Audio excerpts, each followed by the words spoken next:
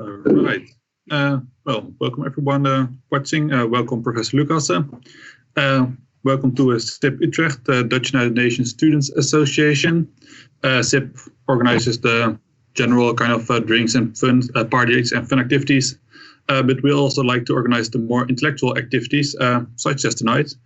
And tonight's a very special one because today marks the 75th anniversary of the liberation of the Netherlands from Nazi Germany back in 1945. A day that is usually widely celebrated throughout the country with festivals and parties and everything. But, well, as you all know, that's not possible in the current circumstances. But sitting at home does give us the opportunity to use this day for reflection. What have we learned from the past 75 years of peace? And what might we still learn? And what were the consequences of the ending of the war? Because, well, it was for most people a joyful day. The war ended, but the chaos did not end for everyone. Millions of people were displaced throughout Europe. Many lost their homes. Many had no idea how to get back to home. And many had fled before the war and had nowhere to go. And how were these people received in the countries where they found themselves? How were they treated? How did they get back to home? And what can we learn from the situation back then in the way we treat refugees nowadays? Tonight we will discuss this with Professor Leo Lucassen of the Leiden University. Professor Lucassen is an expert on migration and history and author of the book 5 Eeuwen Migratie, or 5 Ages of Migration. And he's also the director of the International Institute for Social History. And tonight we'll start with an interview of about half an hour in which I will ask some questions to Professor Lucassen, followed by a half an hour in which he can hopefully answer your questions, which you can leave in the chat on YouTube or in the comments on Facebook. To start, let's look back at 75 years ago. The war had ended in May, but like I said, millions of people had lost their homes, were displaced. What was the general story? What happened to these people? How were they received? How did they get back to home? Did they get back to home? Yeah, well, you should imagine it was chaos. And we're talking about in Europe between 10 and 20 million people who were displaced. So we're talking about people who were taken to concentration camps and still lived by the time that the Allies freed these camps, either the Russians or the Americans or the English forces. So we're talking also partly about Jews who had been taken to extermination camps and were lucky enough to live by the time that the Germans were defeated. But also talking about millions of Europeans who had been taken against their will to work in work camps in Germany. We're talking about prisoners of war, and we're talking about millions of German citizens who had been resettled by the Nazis in Eastern Europe, for example, in parts of Poland, who of course also had to flee, especially for the Russian army. So we're talking about enormous numbers of people who had to be brought home. And if you look at it from our own days, I think what we can conclude is that especially the Allied forces did a tremendous job in making sure that many of these, most of these people were repatriated to their countries where they came from, to be reunited with their families. But for hundred thousands, this was not possible. And so what you see is that between, let's say 1945, so the end of the war, and well into the 1950s, we're talking about hundreds of camps, especially in Germany and Austria and in Italy, where hundred thousands of people were still living who could not go home, either because they had fled countries in Eastern Europe, which had become under communist domination. So people did not want to go back to, for example, for communist dominated Poland or Russia. And of course, we're talking about hundred thousands of Jews who had survived the war, but because of the atrocities, did not want to stay in Europe anymore. And for all these people who could not be repatriated within a few years, these were the inmates of displaced persons camps. And what you see is that for these people, it became quite hard to find a new home. Also, because many countries were quite hesitant to take people in. And what you see, for example, for the Netherlands, who was not keen at all to receive refugees. And the only refugees that the Netherlands wanted, for example, were people they could immediately put to work. So, for example, the coal mines in the south of the country needed miners. So only if you would agree to work in a mine for a couple of years, then you were allowed to leave this displaced persons camp and come to the Netherlands. In Belgium, it's more or less the same story. So the only two countries that took in considerable numbers of displaced persons are, on the one hand, the United States, although all there it took quite a lot of negotiations, but in the end, almost 500,000 people were resettled in the US, among also between 100 and 200,000 Jewish Europeans. And the second country was Israel. Once it had become an independent state, and of course whose life existence depended on immigrants, especially Jewish immigrants. So you see that almost 500,000 Jewish Europeans in the end were resettled in Israel.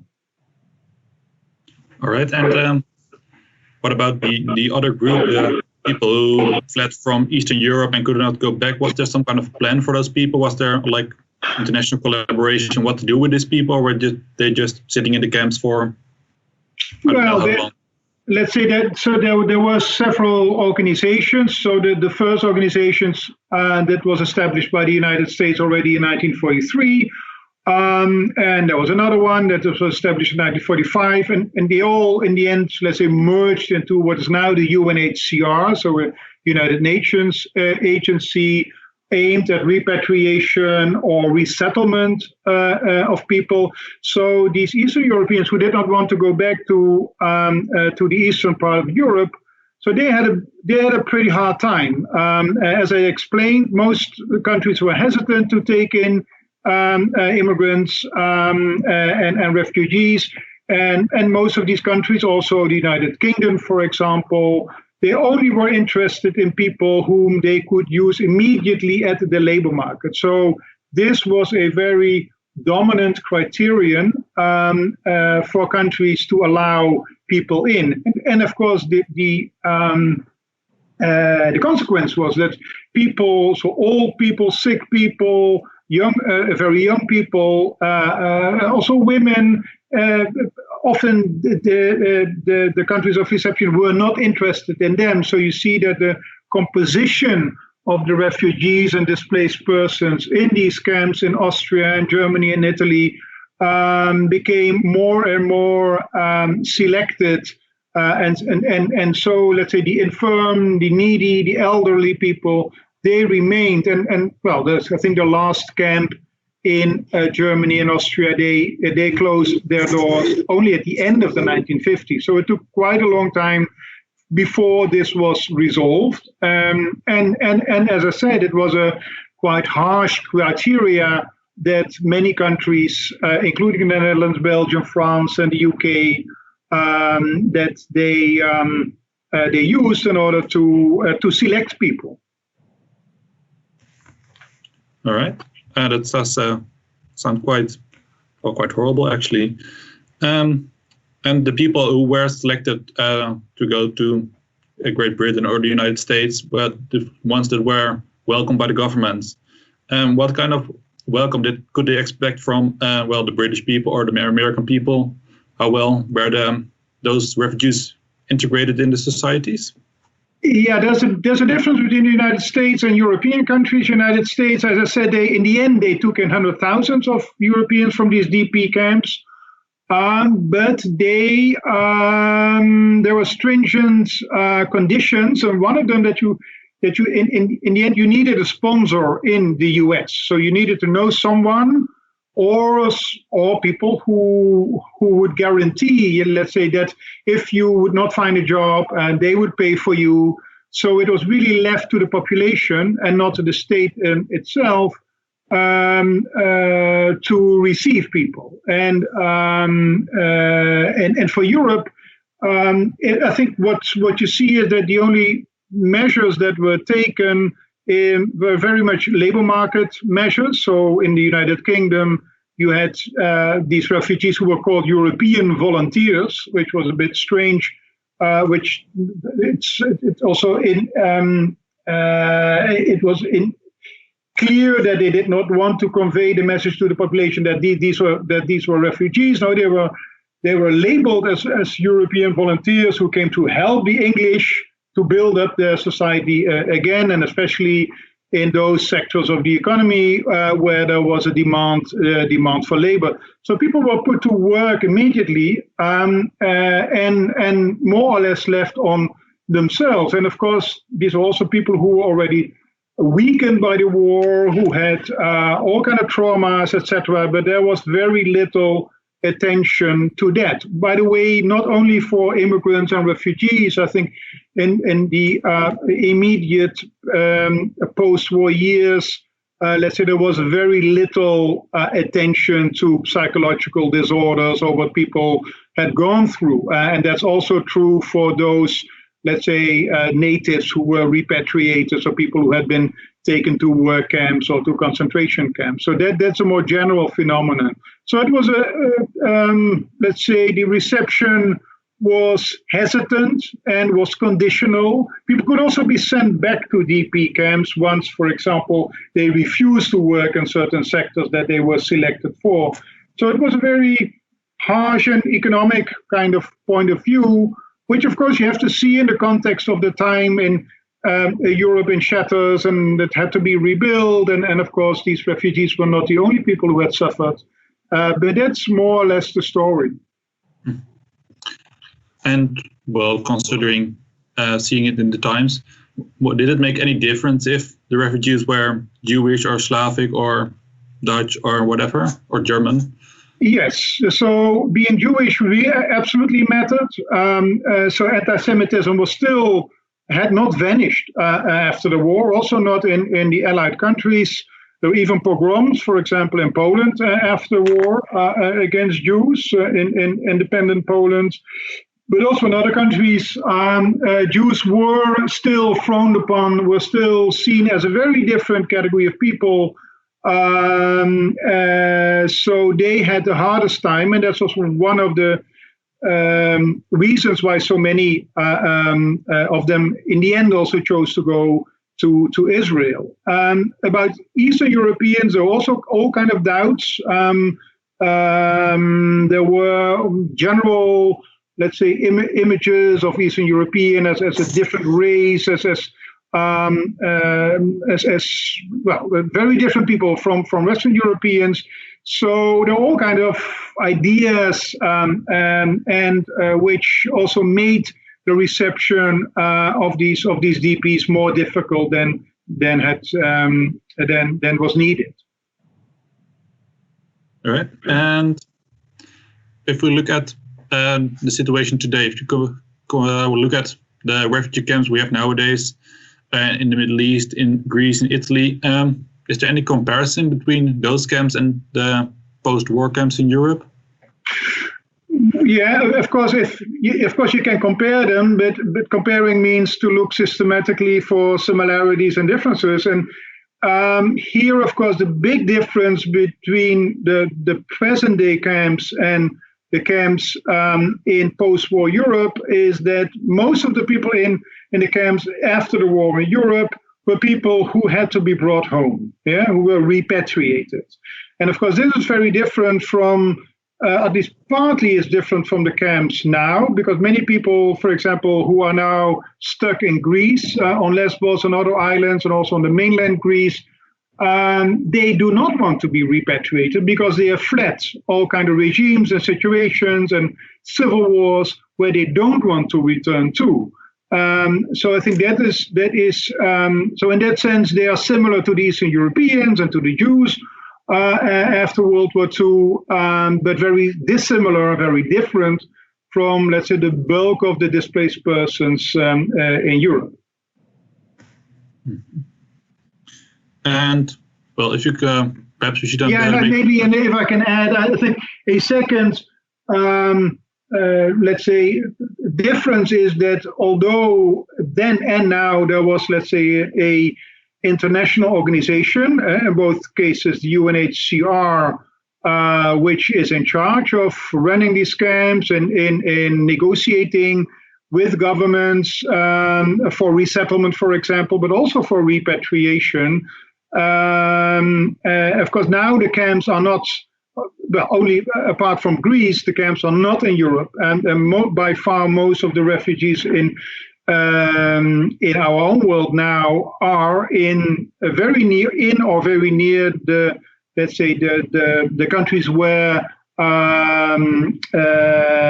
the big problems and the big tragedies are. So by far most people at this moment are stuck in Africa or in the Middle East. So most of the Syrian refugees, for example, 85% are in Syria or in neighboring countries, especially Turkey. And the policy here seems to be, especially for Western nations, for European EU member states, for example, let alone the United States, is to keep them there and not to allow them into Europe, and even not to allow them to apply for asylum, although legally they have the right to do so. Yes, that's of course indeed the main difference. I believe also not just most of the people in those camps are meant to be sent home. They actually want to go home as soon as possible, I believe. Whereas when the war ended in Europe, you saw, well, a lot of Europeans leave Europe for countries such as Canada, USA, Australia. Is likely to expect a similar, well, wave of migration once peace returns to the Middle East? Well, it very much depends on how things develop. I mean, as long as Assad, let's look at Syria, which is now one of the most worst producers of refugees, you could say. Well, as long as the very repressive Assad regime will stay in power, the chance that many Syrian refugees go back are very slim. Part of them would like to, and part of them also wants to stay, for example, nearby. I was in Turkey in the fall on invitation of the Dutch embassy in Ankara, and I talked to a lot of refugees and also to agencies, refugee agencies, and from, let's say, the millions of Syrian refugees in Turkey, we know, and also research has been done, that by far most of them don't want to go to Europe. They want to stay in Turkey as long as they can. Most of them have already more or less settled in Turkey. Their children go to school. It's a Muslim country, but most of them are Muslim themselves. It's a Mediterranean country, which also is much more similar than what they are accustomed to. And of course, they do hope in the end, and that's what many refugees, at least initially, hope, to be able to return to the places where they come from, and also to reunite with family, etc.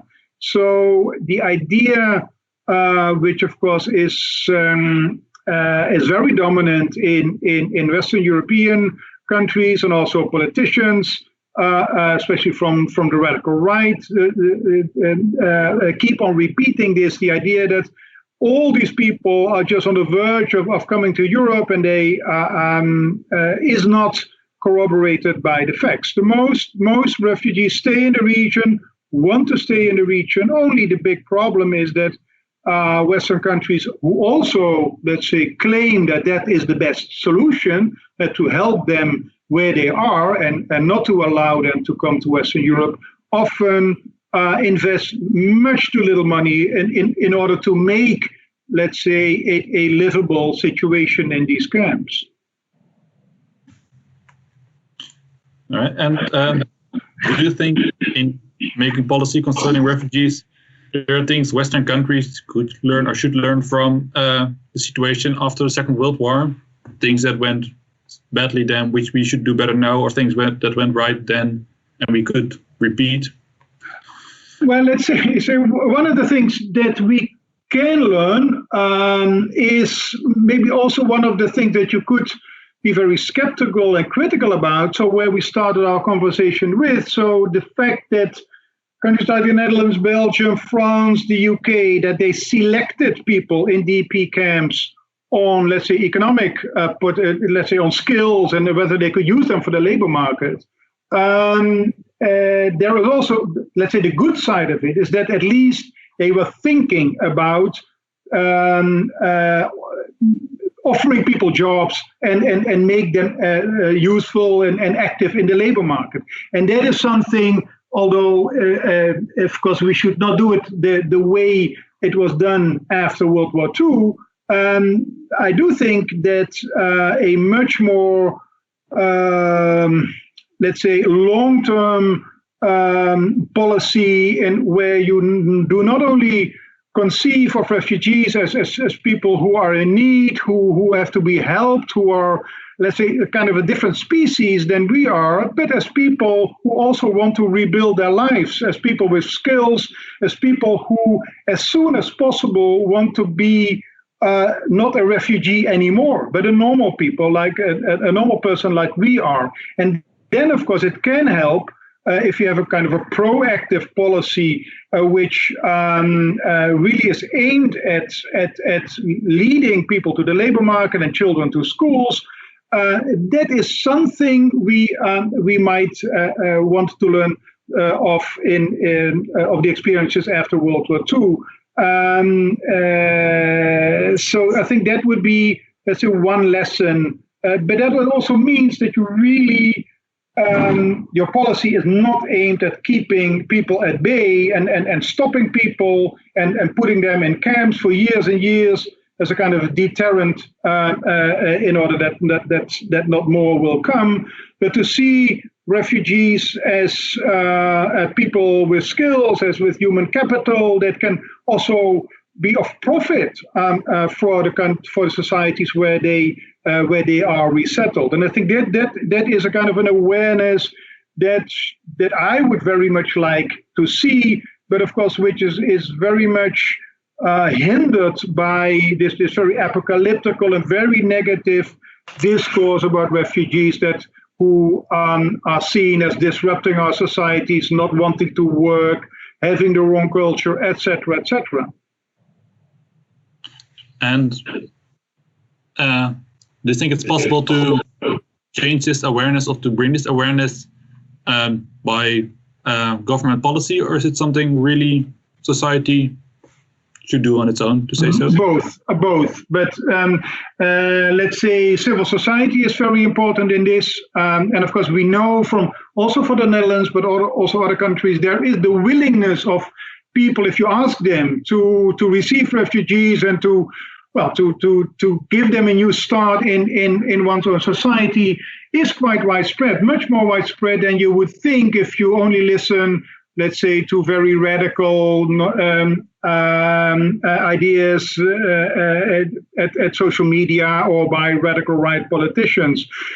So yes, civil society should be stimulated, but also government policy is very important, if only symbolically, to make clear to the population why countries are able to deal with this issue, and that it's not only a problem or something that we should keep as far away as we want. And I think in this respect, Angela Merkel, the Prime Minister of Germany, sets the right example. I mean, she, until this very day, she has a much more positive message also to her own people, saying, well, and of course, this is helped by the fact that Germany also needs a lot of people at the labor market. So this is not entirely without self-interest, but, well, I'd rather have that than, let's say, a very negative and even very poisonous kind of discourse about refugees. So yes, it really does matter how states and governments approach this matter, and what kind of plans they have, and what kind of message they send to the population, what they want to do in order to manage, let's say, the inflow of refugees and giving them as soon as possible a place in one's own society. All right. Well, if you're watching, you can also ask your own questions in the YouTube chat or in the comments on Facebook. But also, I have one last question. Do you think in order to change that civil society into the awareness what refugees can bring besides all the trouble that they're so framed for, do you think it would be useful to remember the situation of European refugees after the war more? Would it be useful to remember, yesterday we remembered in the Netherlands all the victims of the Second World War? Should we remember this part more as well, or are we aware enough as a society? Absolutely, because I think very few people know about this intra-European history. Very few people realize that there was a situation in which we were the refugees, where we were in need of help. We were in need of organizations that resettled us, that brought us to our own families again, or that was looking for a new country where we could start again our lives. And this is, I think, an awareness that has, for most people, completely disappeared. So we have this hubris, this idea that this will never happen to us, that being a refugee is something for people in faraway poor countries. And we may be sympathetic, and we may be not sympathetic to it, but it's something outside our own world and our own worldview. And I think that realizing that Europeans, many Europeans, 10 to 20 million Europeans, were very much in the same situation not that long ago, may help in order to stimulate also the empathy with other people, and that they are not that different from us. Right.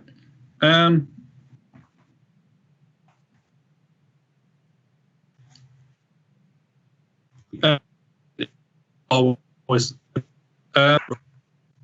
in the very beginning of your before we crashed the streaming side, you mentioned that it's quite different if you look at just Europe or Southeast Asia.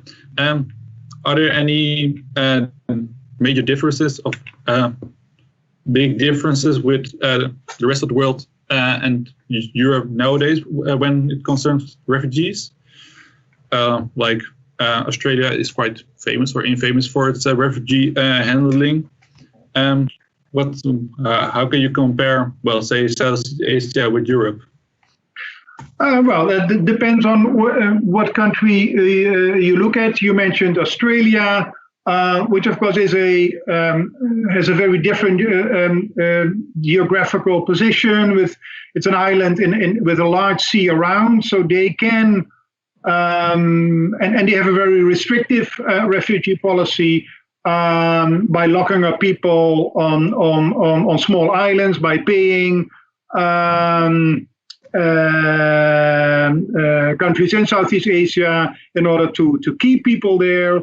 By the way, this is also a policy that the European Union is following, has been developing over the last 4 to 5 years. So we also pay Turkey, we pay sub-Saharan states like Niger and Chad, is stopping already people south of the Sahara so that they will not reach Northern Africa and then maybe jump in a boat to try to reach Europe. So in that sense, Australia is a kind of an extreme example of a policy that's now also being applied in Europe. But if you look, for example, at Myanmar and the Rohingya refugees there, I mean, here we're talking about an internal minority that has been persecuted heavily, and that have been and hundreds of thousands of them have left the country or are in refugee camps in the country or have left for countries like Bangladesh. well, what you see there is that there is very few help, especially by international agencies. Of course, the UNHCR is there, but is absolutely not able to really solve this situation. So yes, there are parts of the world where people are even in a much worse situation, especially in countries with very repressive and autocratic regimes. But again, Europeans should not be too optimistic and too too satisfied about themselves, because look at the situation in the Greek camps already for 4 to 5 years, which is awful and which is on the territory of Europe itself, and where European nations are not able and not wanting to solve this humanitarian disaster. So in that sense, yes, you can look at other parts of the world, but I think Europeans should start looking first of all at themselves. Yes. Well, we have a question from Maya Kerr, and she asked, you talked a lot about how a lot of these refugees want to return home to their homelands. Is there any productive way in which Western countries can help realize this for those refugees?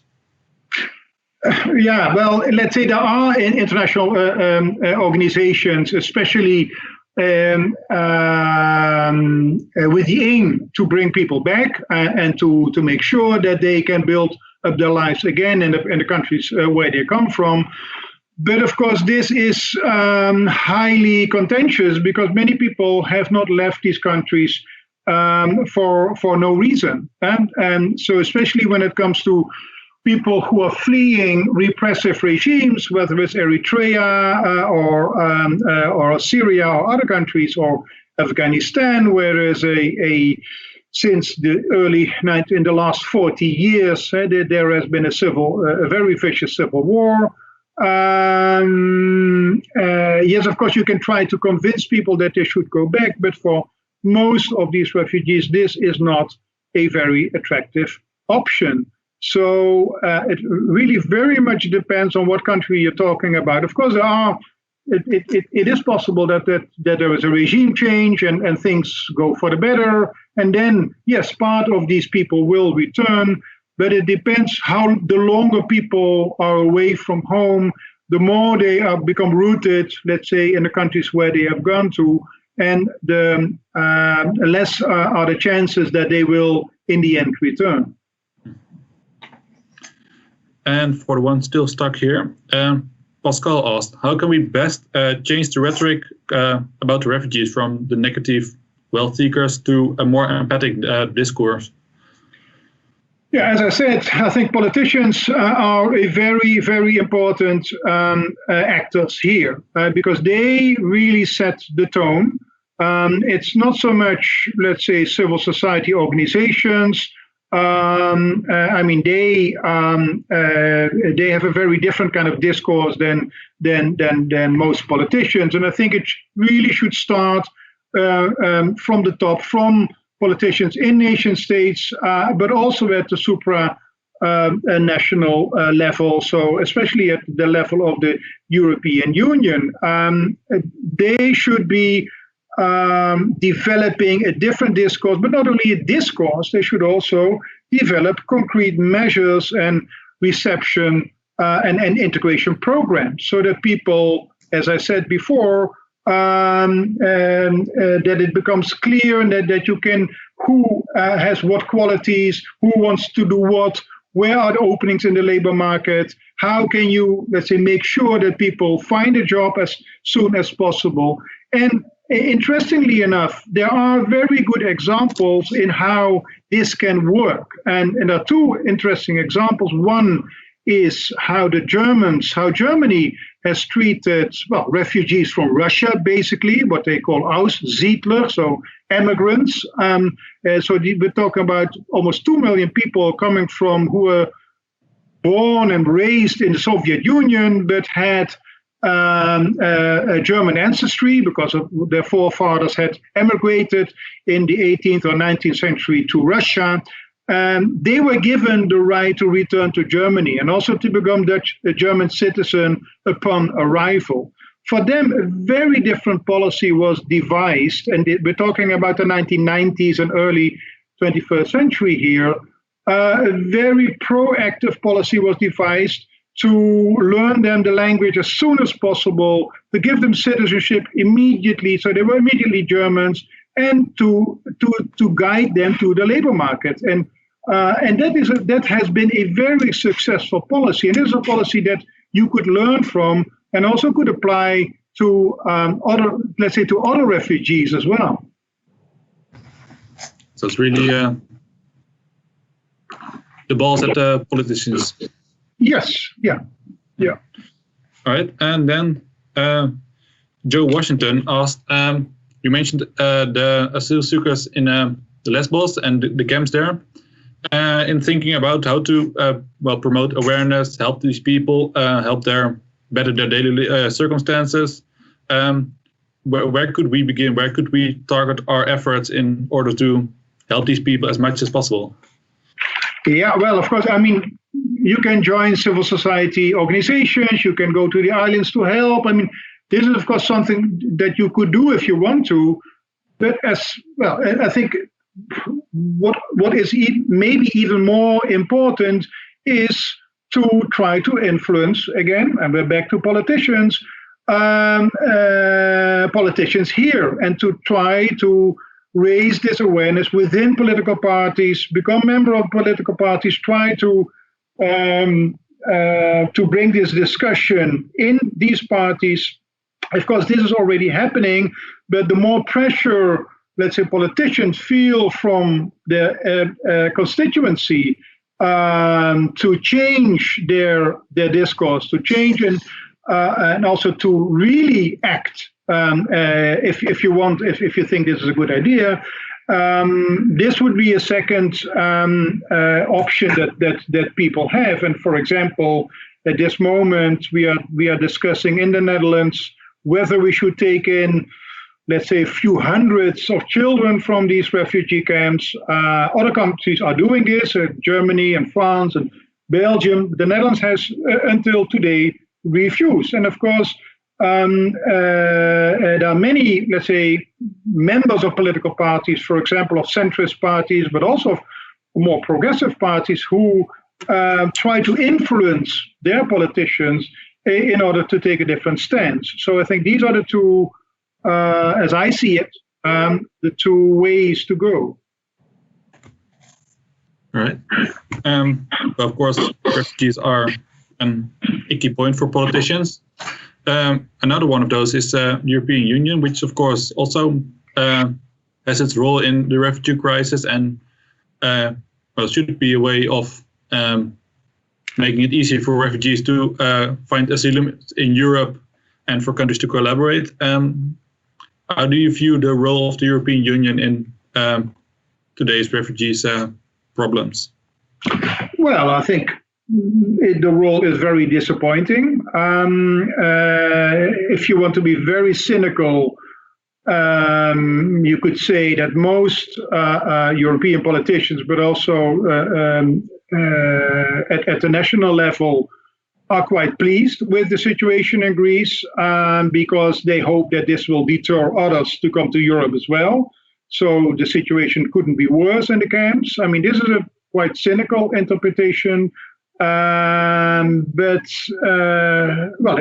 it's a conclusion that is quite difficult to avoid if you see how the inaction of European EU member states and also at the EU level at Brussels itself. So the record is quite dismal, you could say.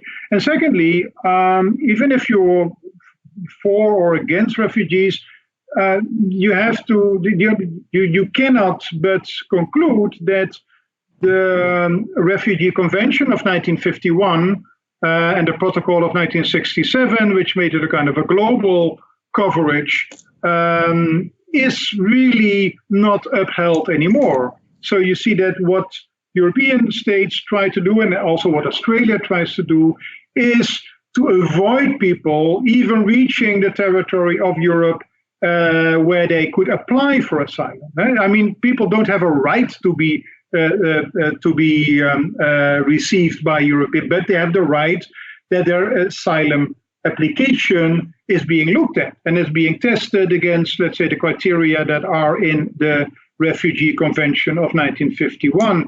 And also this is a convention that still has the signatures of all these countries, but they do not act anymore along the lines that and the things that they have promised. So I think the first thing that should be restored is that countries do uphold this refugee convention, but at the same time, of course, also think about what that means and what kind of measures are needed once you you grant, let's say, asylum to people, again, in order to integrate them as soon as possible in your society. All right. And we have another question from Lian. And she asked, what do you think of the role of the international community regarding stateless people? Is it similar or different to displaced people? To be honest, I do not really know. So the UN, so that, let's say there's a specific program of the UNHCR, which is where they sign agreements with member states member states of the UN, that they will accept, let's say, a number of refugees each year. So they are called contingent refugees. They may be stateless, maybe not stateless, but so this is let's say, once a country says, and the Netherlands, for example, has taken in 500 of these kinds of refugees each year in the last decade or so. So these are not people in camps. So they are brought immediately, so let's say, from the place where they are, often in Asia or Africa, to by plane. So they don't have to use human smugglers, etc., to the country that has promised to receive them. And I think that part of the stateless people will be among them. And well done. Jumping back and forth, I thought you mentioned the treaty from 1951. Well, I imagine that is was designed still in the shadow of the Second World War. And you already mentioned that we're forgetting that not so long ago it was Europeans that were refugees. And do you think that the more time passes since the Second World War, the less we care about the situation of refugees, because the less we remember it and the less it is still in our minds? Do you think that's that's difficult to say, because then you would, if that is, let's say, if that is the only criterion that counts, you would expect that countries and people were much more lenient and much more welcoming, for example, in the 1990s. Yeah, we had the 1990s, Europe received even more refugees than they did in the last decade. Yeah, and of course the 1990s was much closer, 20 years closer to the end of World War II than where we are now, and you cannot say that people were more welcoming at that in that era than they are now. So it's only one of the factors that may play a role. But yes, to a certain extent, and in that sense, the whole discussion since the two speeches that were broadcasted yesterday in the Netherlands, one of the King and the other one by a Dutch a novelist and writer, Arnon Grunberg. And both of them, not surprisingly, because it was the remembrance of the Second World War, but both drew a very clear parallel with, let's say, the present. And it's not so much with respect to refugees, but with respect to the stigmatization of people, of migrants and minorities nowadays. And of course, they both very clearly expressed that we have to keep this memory alive in order to learn also from let's say, the mechanisms that were at play before and during the Second World War, and mechanisms that are, let's say, not limited to that period, but that we can see in our societies now as well. And especially xenophobia is one of these, and how people become xenophobes, and the role of, let's say, political entrepreneurs, especially now on the radical right spectrum, position of the spectrum, of the political spectrum. So it will depend on whether we will keep on let's say, keep on remembering this. So it also has to do with the remembering culture. So I mean, the king, he's younger than I. He did not, and even I was born in 1959. I did not live during World War II. Of course, I heard the stories of my parents. The king will have heard the stories of his mother and father who lived during the war. But of course, the next generation is farther and farther remote from this wartime situation. So, well, let's hope that this idea does not evaporate, and this awareness that we should be very conscious about, let's say, mechanisms of exclusion and of xenophobia, and well, to what kind of atrocious results this may lead. It's difficult to say. I hope that we will be able to continue this remembering culture, even if people who do the remembering themselves have no direct recollection of that period anymore. Well, that sense, yesterday was quite hope-giving, I suppose. Yeah, I was quite. I find especially well, both speeches were very strong, but of course the king, who has a very symbolic function and who does not speak out often, and I think he has never been so outspoken as he was yesterday.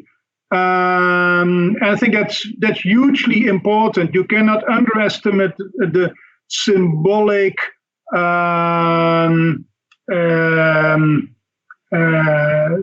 how important, let's say, in symbolic terms, these kinds of messages are for the general population. It's really a difference whether, let's say, a talk show host says something, or whether it's the king or the prime minister, for that matter. That's also why the role of someone like Angela Merkel is so important, yeah, and because she is seen as the most prominent representative of the German people. But you see that politicians in other countries make very different choices. And then we have another question from Paco. You already mentioned the politicians and civil society in well, the way we view refugees. What do you think of the role of the media? Well, of course, obviously, the role of the media is very important. And of course, and the media always can make choices in what kind of news they bring, how they bring it, how they frame it.